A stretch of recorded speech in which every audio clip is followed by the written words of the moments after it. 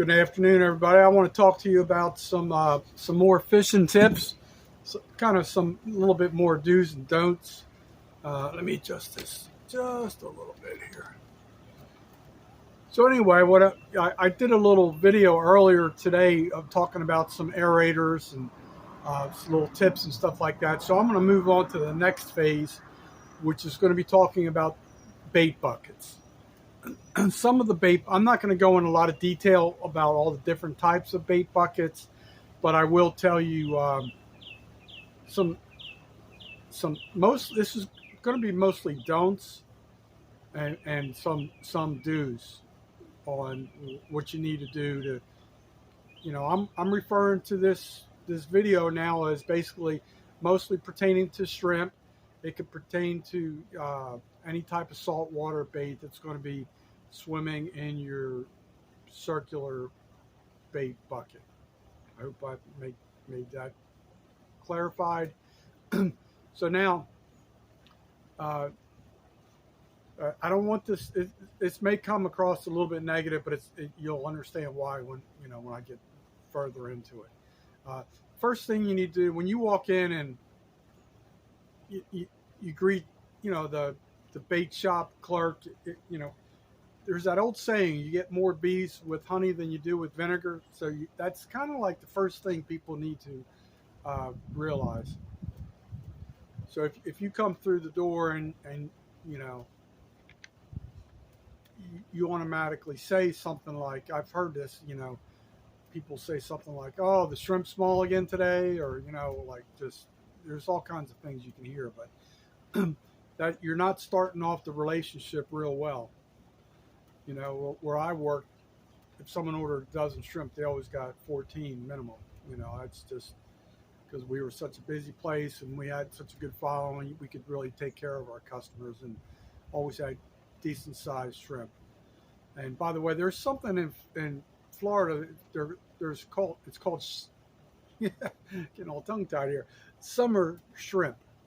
Basically, the bigger, larger shrimp.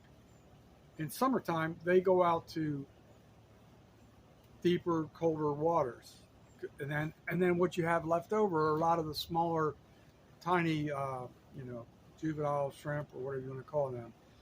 So, if your typical shrimp boat is going to go out and get supply all these vendors, I'm going to make up a number of 50,000 shrimp or whatever, or 100,000 shrimp, whatever they do, and they're going to go shrimping, but now it's slow during the summertime, and now they're down to 15,000 or 20,000 shrimp, whatever. They're not going to go as far to get the same size, and they're not going to be in the deepest waters, and so that's kind of one thing to know, like just basic general information about shrimp in Florida and how to start the relationship off pretty well with your bait shop employee.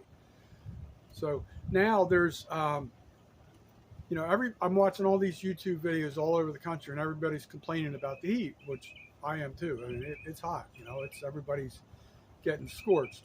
So this video is going to be a lot of talking about how you can extend and preserve the life of your shrimp and your bait fish. So one thing you can do, that if you have a 5-gallon bucket, you can go to a lot of bait shops or Walmart or wherever you want to go, and they have these styrofoam inserts that are smooth against the wall in your 5-gallon bucket. So that's a great step number one. If you have they're probably I don't know, at least an inch thick, the border, and then the bottom's real thick. So it's going to insulate that bucket and not allow the heat to affect your shrimp as much while you're using the aerator. Okay, so that's basically tip number 2, I guess you would say. So the other thing is you don't want to come into the bait shop with your bucket all still wet, reeking like bleach and be all water. That's not a good thing, because that you need to rinse that bucket out real well and have it dry for, you know, a period of time. If you're coming in there and you just rinse the bucket out with bleach and water, you know, you're going to kill your shrimp. So if you do the cleaning process with bleach and water, that's okay. Just make sure it's dried for a while, and then just give it another rinse with, you know, fresh water, and you'll be okay. So I think that we're on number 3 there. So don't come in with your old stinky bait bucket that has half a dozen dead shrimp in it and all kinds of, and ask the bait shop employee to clean it for you. No, we're not going to do that for you. That's your job. You're the angler. You're the fisherman. You clean your own darn bucket. You know, if you want shrimp, you know, everybody's happy to give you shrimp and everything. We're not your little maid service. You know, that's just not. I know that's going to sound rough and difficult to some people, but clean your own bucket, take your own dead shrimp out, and then you know that's more goes back to, you know, start the relationship off correctly. So people would do that where we worked, and we're a very, very busy bait shop. I don't have time to clean everybody's bait bucket. And once you do it once, they're going to continue to do it. So you kind of have to break some of these customers of bad habits. I know that sounds very harsh, but that's the reality in today's times. So a lot of people would come in, and this is not a knock on people. This is people just not being educated. So this is not a knock on people, but I would handed a 5-gallon bait bucket with any one of the different types of aerators that I showed you earlier this morning, and it would be real heavy. And I always would look into the bait bucket, and there's times you can look in and see that water is crystal clear. So I would always ask them. I said, "Where did you get this water?" "Oh, I put water, you know, in, you know, at my house, you know, with the garden hose or whatever, you know." So that's another failure. You can't use fresh water for a saltwater type bait or bait fish. All right, so that some people, I don't know why I work with some people that were not that observant, and they would just do it, and then people get 10 minutes down the road and all my shrimp died, and, you know, wonder, you know. So after you've been experienced and done it for a long time, you're going to see clues and tips and stuff like that. The other thing you don't want to do, this wasn't even on the list, but I kind of meant to mention it earlier this morning, so I'm going to mention it in this video. Do not take your aerator off of your bait bucket lid, your rim, and then put it inside the bait bucket. Even though you may think it's empty, there's always going to be condensation and moisture in there, and, you know, stuff like that. That's bad for your aerator. But the bad thing is, if you get some people who don't, you know, you walk in and you hand them a bait bucket and say, "I want 2 dozen shrimp," and your aerator's in the bottom of that bait bucket because you forgot to take it out, and the employee didn't realize it was in there, and he gets a big scoop of water to put in there, a big bucket of water, and throws it in there. Now your aerator's ruined. So whose fault is that? Is it the bait shop's fault? Is it the bait bucket owner's fault? So that's kind of like another thing I want to tell you. That more goes hand in hand with the earlier video I did today. So now there's some what you can do. This heat is brutal. So like the last couple of days have been a little bit less scorching, but it's been very hot. So if you're going to be fishing off the beach, which many people do, shoreline fishing, and you have a plastic 5-gallon bucket, you do not have the styrofoam insert, and you just, you know, doing all that. Let's say you get out on the beach at 7 o'clock in the morning, and you're going to fish until 1 o'clock. Hypothetical time span there. But you get out there, and you have your shrimp, and you got your aerator. Everything's good. You know, you're set in the right direction. what you can do, I would recommend probably around 10:30, 11 o'clock.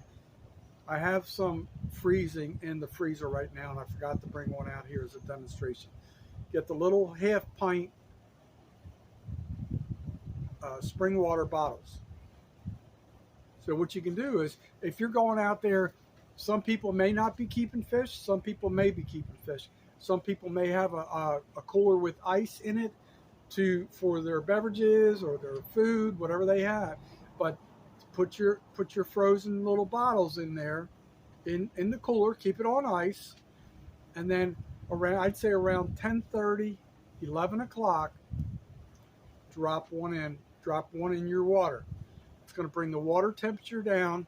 The shrimp are going to be happier. They're going to be more lively. They don't like to be boiled, basically, is what I'm telling you. If you have your bucket on that hot sand and you don't cool down the water, they're basically going to boil, and after a while they're not going to be as effective. You want a lively shrimp if you're going to put it on as a live shrimp when you're casting it out in the water. All right, so that's pretty much the main tip of this video as far as do use frozen water bottles. All right.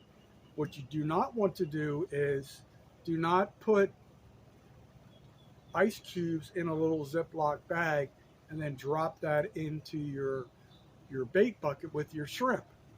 Anybody who's ever handled a shrimp or knows anything about shrimp, they have long horns on top of their head, which is basically, I use the analogy all the time, like a toothpick. So if they're going to be swimming around, let's say you have 2 dozen, 3 dozen, 4 dozen shrimp in a 5-gallon bait bucket, they're going to be swimming around and they're going to be puncturing that soft ply sandwich bag, and all of a sudden that water, that ice, that frozen ice is going to melt and dissipate through the holes and change your salinity level inside the bait bucket. All right, so that's a big no-no. Do not do that. Also, with that example, I probably should have done this in a different order, and just do not throw ice cubes in there. Ice cubes is going to change the salinity level, so that's not a good thing to do. So I think I pretty much surmised like how to handle the shrimp and the heat, and like I said, I'm saying shrimp. It could be pinfish, any type of saltwater bait fish, but it's very important to have your salinity level be accurate. And also, I know at times red tide does creep into this area and different parts of Florida, so you have to kind of be cognizant of that as well. So those are just some general practices to utilize and keep mindful of, when you're fishing in Florida with shrimp and saltwater bait fish. So it's very important. You got to have aeration, cool water. Sometimes it's hard to keep it off the sand. I get that, but that's what the frozen water bottles are going to do for you. So and always be kind to your bait shop employees. You don't want to walk in the door and basically tick them off, because if there's any big shrimp in that tank and you just came in there with like an insult or said something negative, then there's chances are you're going to get smaller shrimp, or you may not, if you order a dozen, you may not get 14 because you started off the relationship wrong. So just a general some rules of thumb to follow. And I'm done talking now, and I hope that's helpful to people that, I know a lot of people come from the Midwest. This region on the west coast of Florida, a lot of people from the Midwest come to the west coast of Florida. It's really weird.